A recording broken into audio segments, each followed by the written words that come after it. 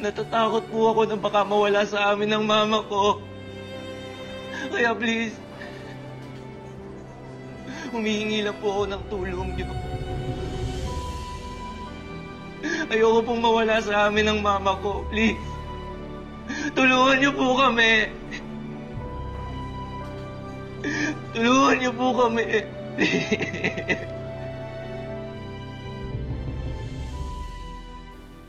Isa siya sa mga maningning na promising actors ng GMA Sparkle Artist Center. Unang nasilayan ang kanyang talento sa Starstruck Season 7. At mula noon ay unti-unti nang dumami ang kanyang fans at followers.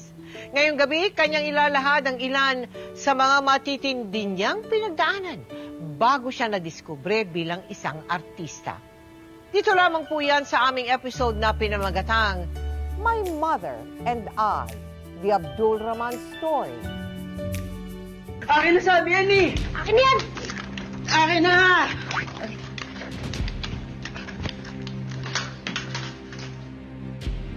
Assalamualaikum. Akin na to!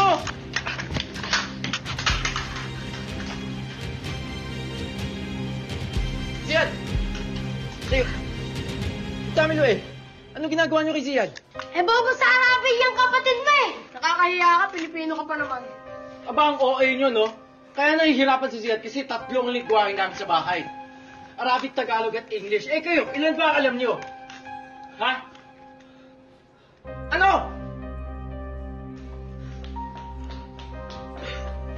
Abdul! Tama na. Eh, ba't itong mga batang to eh? Huwag mo na kasing patulan. Abdul, tell us first, how do you describe your childhood? Maayos po yung nakakapag-aral po ako sa private school. Oh. Tumataba po ako noon dahil maayos po yung pagkain ko.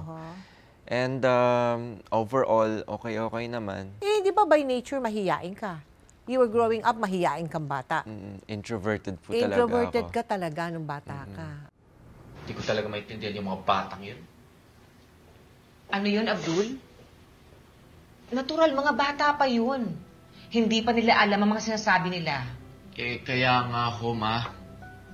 Dapat ngayon pa lang tinuturuan nyo na sila na mali ang pananakit ng kapwa. Lalo na sa batang walang kalaban-laban, ma. Ayoko lang, anak, na nakikipag-away kayo.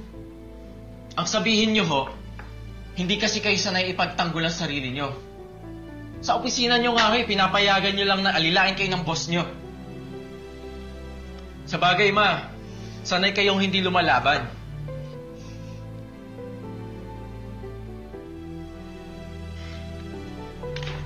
Ma, matuto naman kayo lumaban para sa sarili nyo. Umuwi na tayo na Pilipinas, please.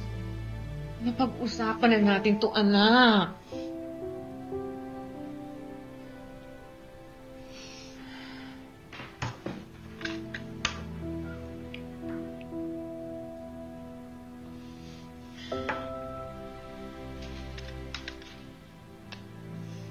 Ziyad, puuna ulit yung robot mo.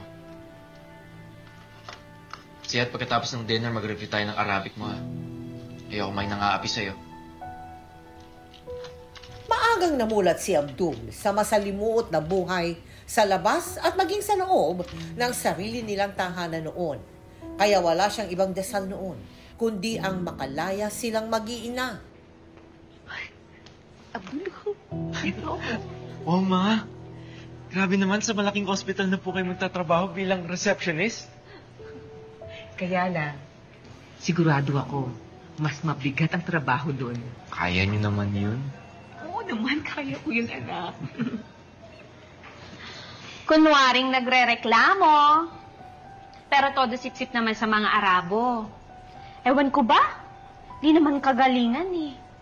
Pero, mas mataas ang posisyon at sahod kaysa sa atin. Tama. Abdul. Hindi ako papayag. Abdul. Mawalang galang na ho. Pero wag niyo sana pinagsasalita ng mama ko ng ganyan. Kasi hindi po ganyan ang mama ko. Pare-parehas po tayo mga Pilipino dito. Sana hindi po tayo nagsisiraan. Totoo naman eh. Hindi siya magaling. Eh kahit nga sarili niyang pamilya, bigo siyang ayusin. Abdul, tara na. Si Sian, susunduin pa natin. Halika na. Abdul.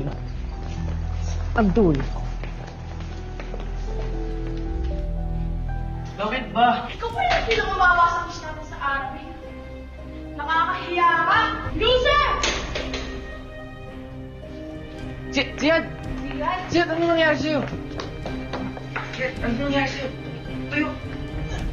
Sian, ingatan mo naman to. Igagamitin mo pa to matapos ng taon eh. Ano ba nangyari sa'yo? Ma,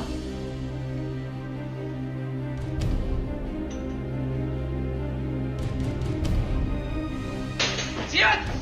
Nika! Ba't ang baba ng score mo? Ha?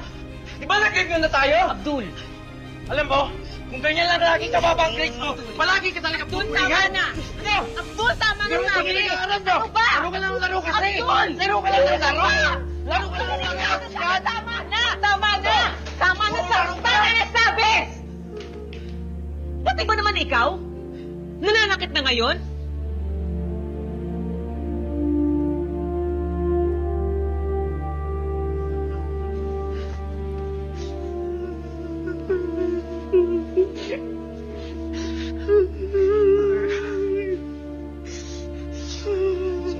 Sorry.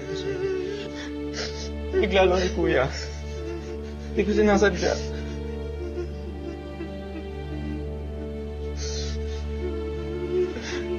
Ma. Parang awa mo na, Ma. Umuwi na tayo ng Pilipinas, Ma. Ma! Ma! Ma! Wala nang tama nangyayari dito sa atin, Ma. Nagiging halimaw na ako sa sarili kong kapatid, Ma. Hindi mo ba nakikita? Sino susunod? Si Ziad? Ikaw? Ganun ba gusto mo mangyari pa, Ma? Maraming mawawala sa inyo. Magandang eskwelahan. Maginhawang buhay. Buhay? Buhay na kadalasan impyerno, Ma, pero minsan lang langit. Buhay na may ginawa ba yun para sa'yo? Maraming magbabago, Abdul! Ang tagal ko na gusto ng pagbabago, Hindi ko Ma! alam kung kaya mo kayo buhay ng isa!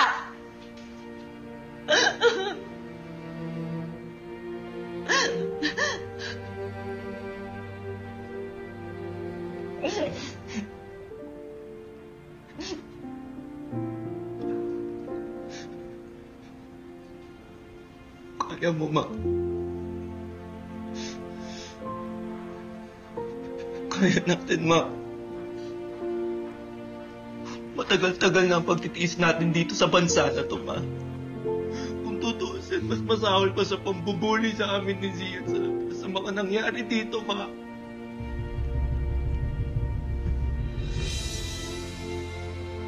Ma, ayokong tanggapin na ganito lang kalungkot ang buhay natin habang buhay, Ma.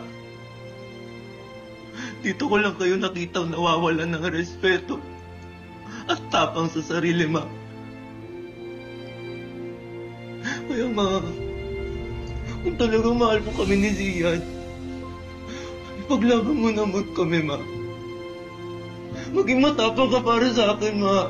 Maging matapang ka para sa amin.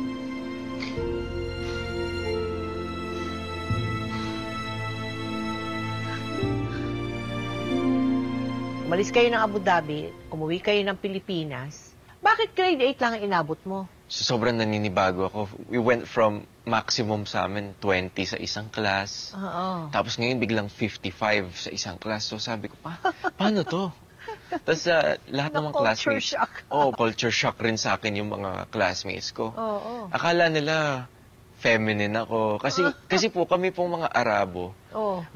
kahit kaming among guys, very maano kami, beso, nose to nose, oo. or like, Ang tawag nga namin sa isa't isa, Habibi. Familiar po kayo sa Habibi? No, ano bang Habibi? Habibi is my love or my sweetheart in Arabic. We call that to each other. Kahit mga lalaki. So, akala nila Becky ako.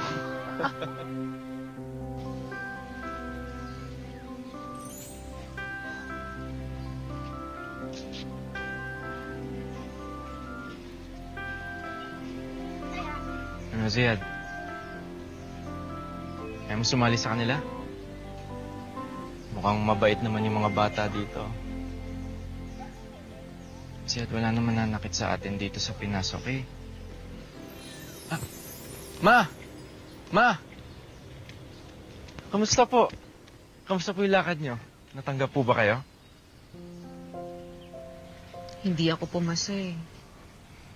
Okay lang yan, Ma. I'm sure hindi po tayo pababayaan ni Allah, di ba? And actually may good news po ako para sa inyo eh. Yung talent agency po na sabi ko sa inyong tatawag sa akin. They actually want me to audition. Talaga, anak? Yes po, Ma. Naku, anak. Sa pag-aartista ang swerte mo. Pasensya ka na, ha? Pasensya na kayo sa mama nyo. Hindi matanggap-tanggap sa trabaho. It's okay, Ma. Ang importante naman po is kumpleto tayo ngayon sa Pinas, di ba? Fresh start.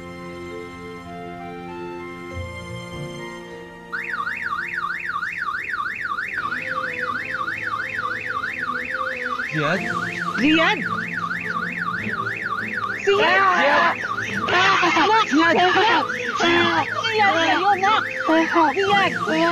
Ziad, tayo muna tayo. Ziad, tayo muna tayo. Ziad. Hinga malalim, Ziad. Mama ko. Ako ang kuya mo, okay? Okay? Walang mangyayaring masama sa'yo, okay? Nakauwi man sila sa Pilipinas, dala-dala pa rin nina Abdul at Ziad ang trauma mula sa masasakit nilang mga karanasan sa UAE.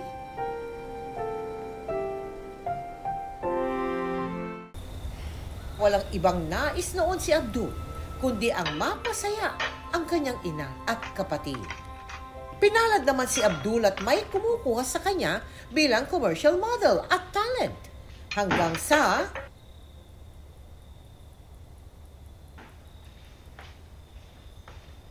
O anak, andito ka na pala. Oh, kumain ka naman dun sa shooting nyo, di ba? Naubos na namin siya ng ulam eh. Sige po. Okay lang po. Kumusta ang shoot nyo? Ano, nagustuhan ka ba ng direktor? Okay lang naman po. Medyo nakapagod lang po talaga. Ito nga po pala yung TF ko ng commercial. Malaki-laki pong nakuha ko ngayon. Salamat dito, anak, ha? Malaking tulong to sa panggastos sa bahay.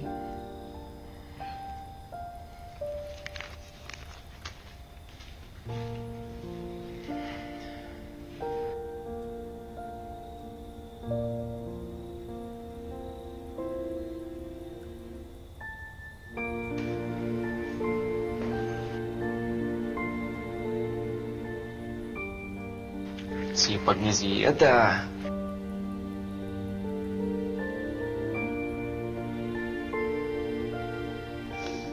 Ziad, baka pwedeng maglambing lang si Kuya. Gutom na kasi ako. Baka kaya mong bilan si Kuya ng kahit anong makakain lang sa tindahan. Yung sa kanto lang. Wala kang pakialam sa akin, kuya! Hindi mo ba nakikita? Pagdaling mo sa labas! Paano kami tumukot sa akin? Paano kapag nila ako? Hindi mo ako mahal, kuya! Hindi mo ako mahal! Hindi mo ako mahal! Hindi mo ako mahal, kuya!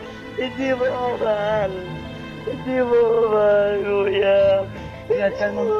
Hindi mo ako mahal! Ziad, mahal kita. Okay? Mahal Mahal kita. Wala nang mananakit sa'yo. Wala nang mananakit sa'yo. Wala nang mananakit sa atin. Yan. Mahal ka ni Kuya. Mahal ka ni Kuya. Mahal ka ni Kuya. Okay? Mahal ka ni Kuya. Mahal ka ni Kuya.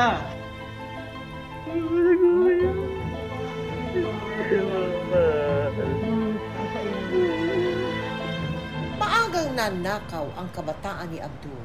Hindi lang dahil sa kalbaryong sinapit sa ibang bansa, kundi pati na rin sa walang tigil niyang pagtatrabaho kahit siya ay menor de edad pa lamang noon. Hanggang sa... Buti nga po sumulat ko yung kagad eh. Baka naman po meron kayong mga ano dyan, mga pa-audition po na kahit passerby lang po sa teleserye, di ba? Alam niyo naman po, sayang kita ngayong panahon. Opo? Talaga? Sige po, asa po ako dyan, ha? Sige po, maraming salamat po. Ingat po kayo, ha? See you po. Nak? Yes. Ito pa pala yung para sa kuryente ngayong buwan. Eh, kailangan na rin bayaran yan kasi disconnection notice ng susunod dyan. Sige po, ma. Ako po bahala.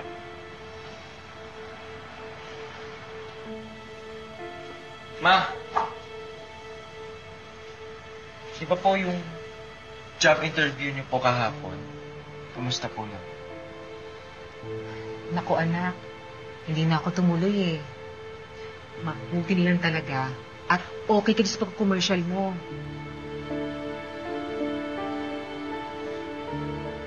Ma, baka kaya po sa next TF ko, baka pwede po tayo mag-business. Kahit maliit po lang na tindahan, di ba? Para mapalago ko lang naman po yung pera ko. Para pag ganito, wala akong project, meron tayong mapaghuhugutan. Business, anak? Naku eh, hindi ko kaya yung business na yan eh. Ma, let's try lang. Nak, sorry. Sorry talaga, pero masasayang ko lang ang perang pinaghirapan mo. Pero, huwag ka mag-alala. Ramdam kong dadagsain ka ng maraming projects ngayong linggo. Pero anak, kain na.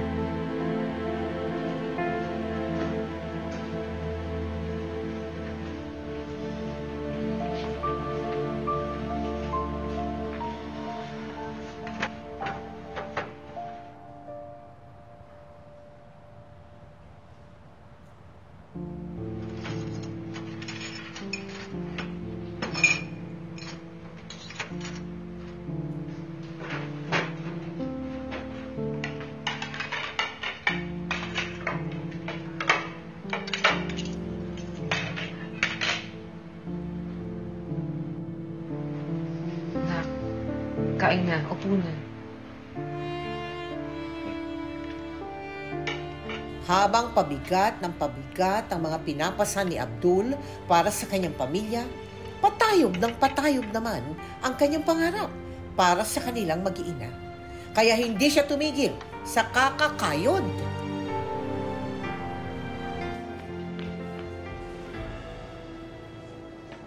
Ay, ate. Ay po, sorry. Bakit ngayon ka lang? May pinuntahan pa po kasi akong go-see ng commercial. I'm sorry. Ang sipag mo talaga, no? Pero buti lang din pinuntahan mo yung audition na yun. Kasi finally, nakapili na yung team sa inyong 3 shortlisted. Sino po? Si Allen and Sai. I'm sorry, Abdul. Better luck next time, okay? Go ahead.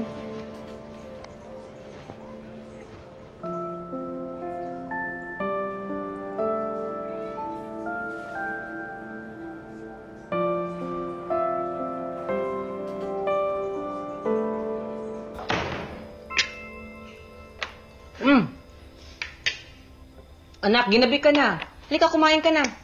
Kain na dito, dali.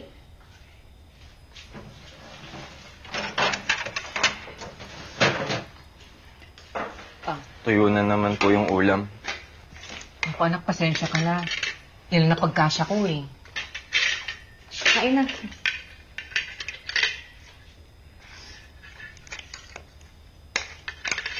Ma, hindi sa nagre-reklamo po ako pero siguro naman malaki-laki yung kinikita ko, di ba? Actually, 30,000 po yung kinita ko sa last commercial ko eh. Saan napunta yung pera, Ma?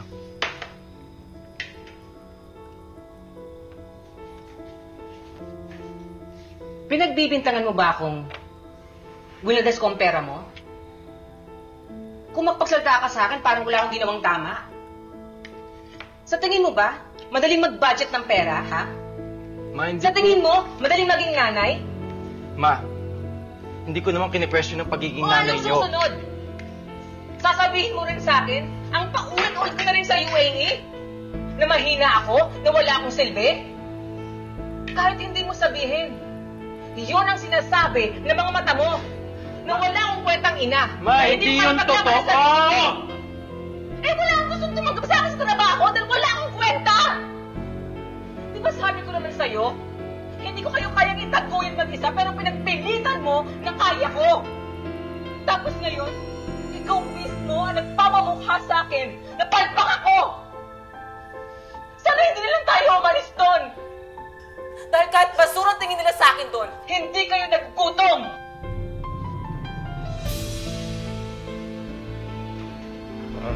Ma, I'm sorry na.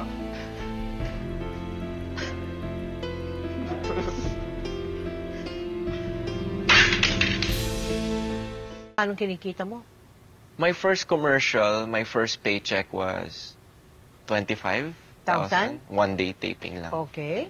Oy, sino humahawak ng pera mo? Batang-bata ka pa pala nun. Siyempre, I was 14. It was all my mom. All your mom. Opo. Sa kanya na pupunta lahat ng kinikita mo. Opo. Siya rin ang nagde-decide kung paano gastusin yung pera mo, siyempre. Opo. At actually, during that time, parang, siyempre ako lang po kasi yung nagdadala ng pera. Yung mom ko was struggling to find work kasi nga po yung edad niya.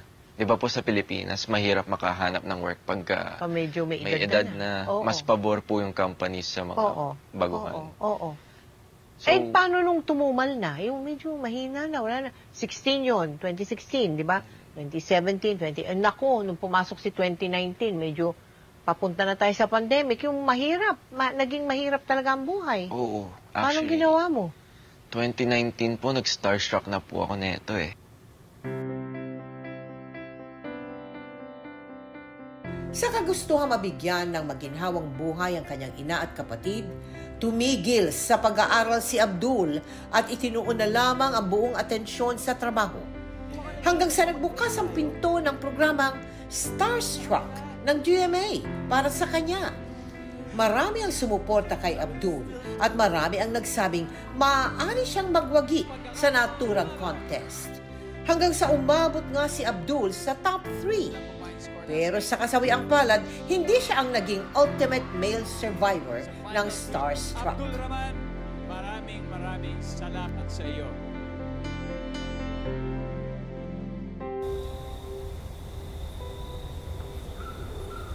Ma, bakit po madilim?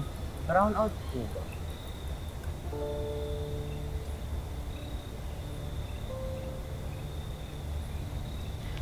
Halika, pasok ka tayo.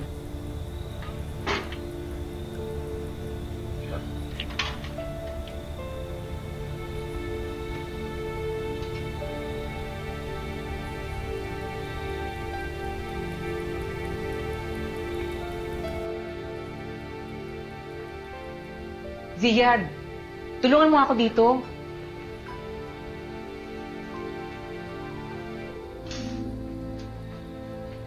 Naksindihan mo nga.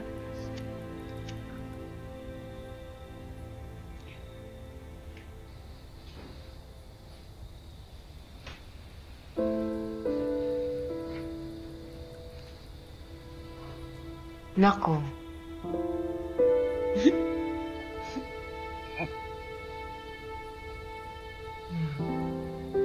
Okay lang kung talo ka. Ang importante, kailangan mong matutunang tanggapin ang pagkatalo mo. Mas mabilis. Mas hindi masakit. Talo? Ganun ba tingin mo sa akin, Ma? Loser? Anak, hindi ganun ang ibig kong sabihin. Hindi ano ibig sabihin mo, Ma. Congratulations, Abdul. Natanggal ka na nga sa contest na walan pa kayo na kuryente. Ayun ba? Pero hindi ako susuko, Ma. Hindi ako tatahimik at hindi ako titigil ng kaka-audition hanggat hindi ko na ibibigay sa iyo yung buhay na maginhawang pinangako ko sa iyo. Kahit ang kapalit nun ay lahat ng sakit at takot na nararamdaman ko hanggang ngayon, Ma. Alam mo kung sino ang totoong talo? Yung mga taong hindi naniniwala sa sarili. Yung mga taong ilang rejections palang suko na. Yung mga naturingang nanay. Pero ano? Umaasa na lang sa anak niya. Ganun ba? Makakala ko ba kakayanin natin? Pero bakit para ako na lang yung nag-iisang kinakaya ito lahat, Ma? Siguro, Ma. Ako nga yung totoong talunin. Alam mo kung bakit? Kasi hindi ako nakapagtapos. Kasi kahit kung pangiti-ngiti ako sa camera, Ma, sa loob ng puso ko, ang lungkot-lungkot. Kasi nung umulila ako sa'yo, Ma, mahal kita. Alagaan mo naman ako, Ma. Kahit yun na lang. Kahit yun man lang. Sa kabila ng pagkatalo sa Starstruck, hindi nawalan si Abdul ng magagandang oportunidad sa telebisyon. Pero sa kasawiang palad, nang dahil sa pandemya, pansamantalang natigil ang mga tapings, kaya naantala rin ang pag-aartista ni Abdul at wala siyang pinagkakakitaan at naubos ang kanyang savings. Hanggang sa... Buti anak, negative ang swab test mo. O ilang araw ba shooting nyo? Mga 1 buwan po, Ma. Lock-in taping daw po kasi, kaya wala pong uwian. 1 buwan? Hindi kayo nakakapagod naman yun?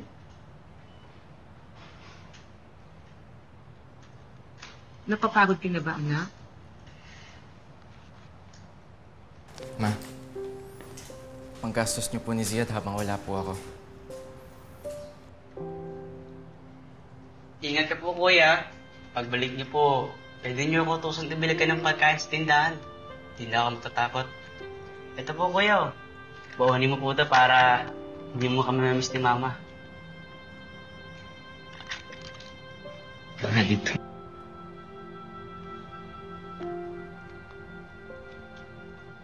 Ikaw naman, Ziad, ah. Ingatan mo si Mama. Siyempre. Anak, mag-ingat ka. Hihintayin ka namin pagbalik mo. Buwan na kita, Kuya.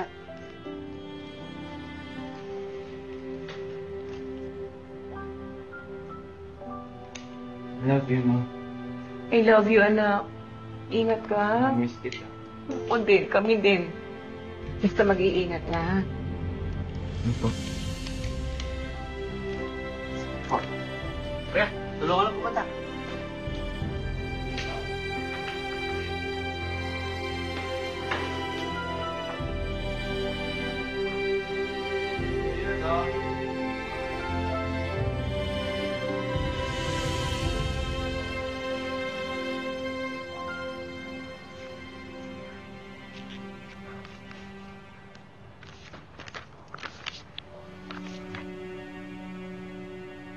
Sana maniwala ka.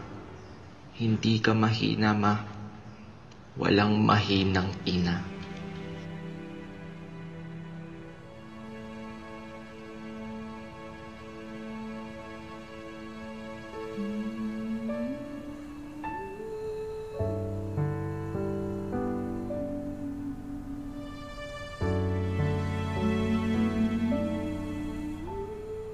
Sinubukan ulit ni Joyets na maghanap ng trabaho at sa wakas ay natanggap naman siya bilang marketing assistant sa isang construction company.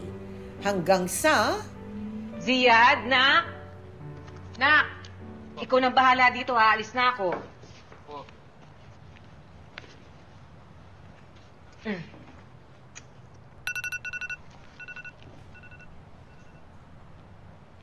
Oh, napatawag ka. Papunta na ako ng office. Naku, huwag ka nang tumuloy.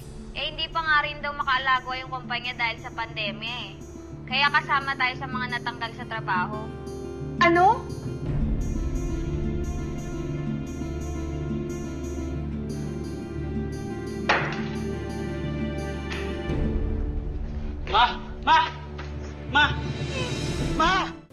Abdul, kamusta naman ang mama mo?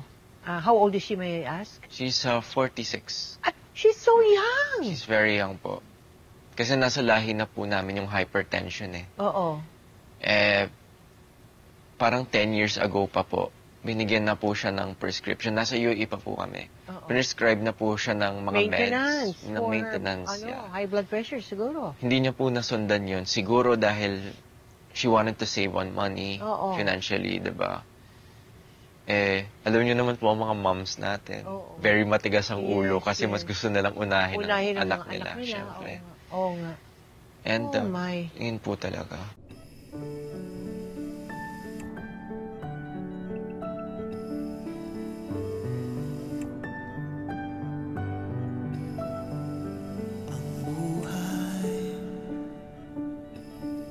Iba't iba ang kulay, kay rami ng mga landas na dapat takin. Kung minsan tapo'y nasa ibabaw, ngunit pag-ikot ng mundo napupunta sa ilalim. Matagal na palang high blood si mama, kuya. Pero hindi siya umiinom ng gamot dahil nahihiya siyang humingi ng pera sa'yo.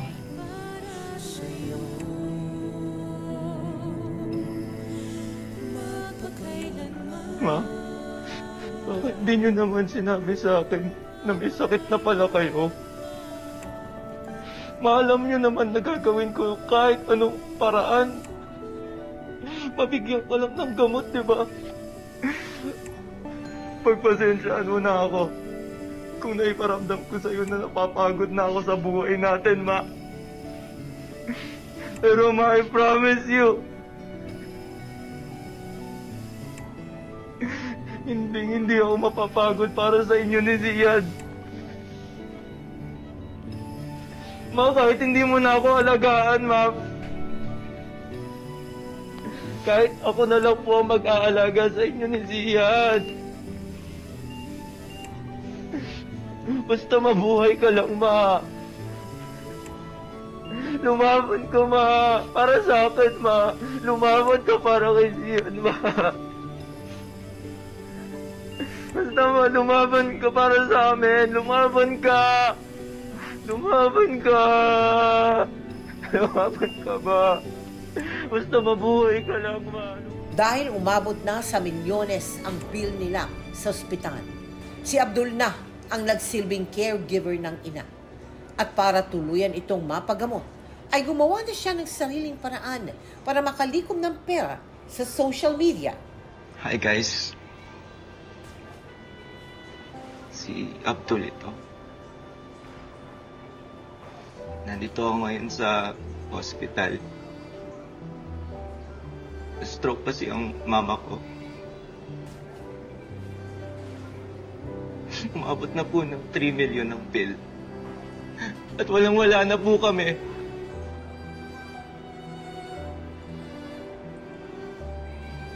Natatakot po ako na baka mawala sa amin ang mama ko.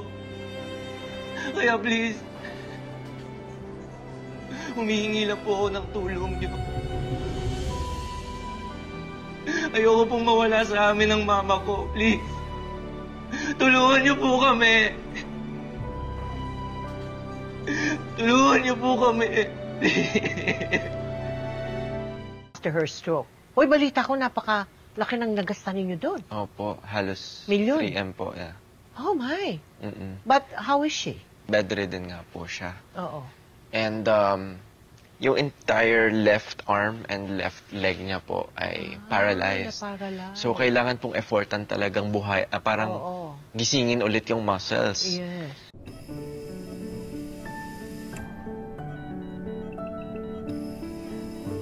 Tatanggalin na ang tubo mo, Ma.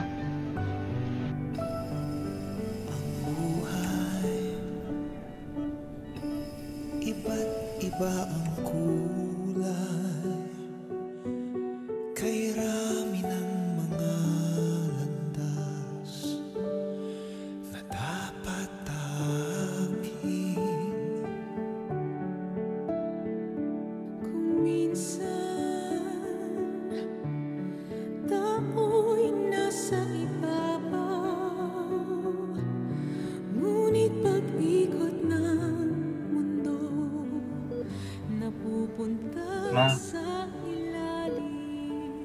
Sana pagkatapos po nito, makapag-usap na po tayo.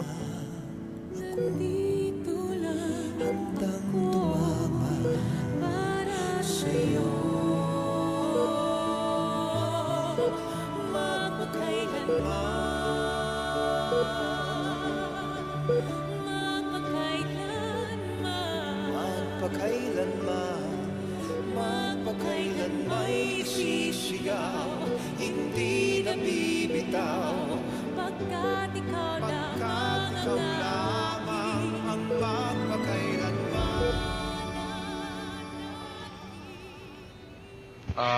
Paano yan, kuya? May utang pa tayo sa ospital. Diba sabi ko sa'yo, hindi tayo pababayaan ni Allah. Kaya never tayo titigil ng pagdarasal, okay? Sige po. Tara na.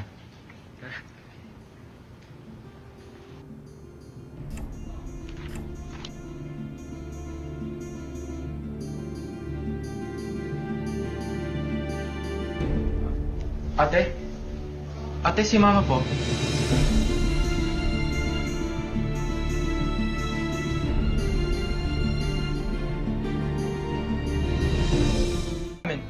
Nalipat na ng kwarto ang mama nyo. Ligtas na siya.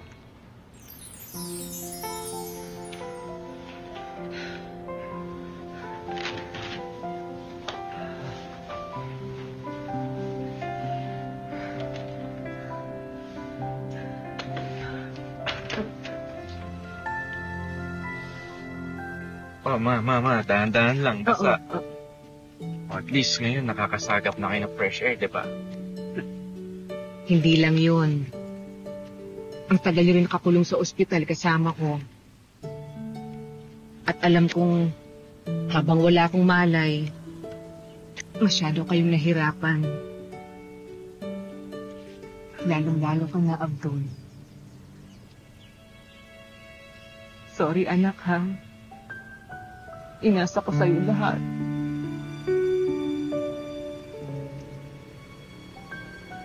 Pero wag ka mag-alala. Bibilisan ko pagpapagaling ko. Para makabawi naman ako sa'yo, anak. At para maipakita ko sa inyo na hindi mahina at lalong hindi talunan ang mama niyo. Salamat, anak. Pinarealize mo sa akin yun. Mahal na mahal ko kayo, mga anak ko. Mahal ko kayo. We love you, Mom. Oh, wait. I love you, Mama. Love you po.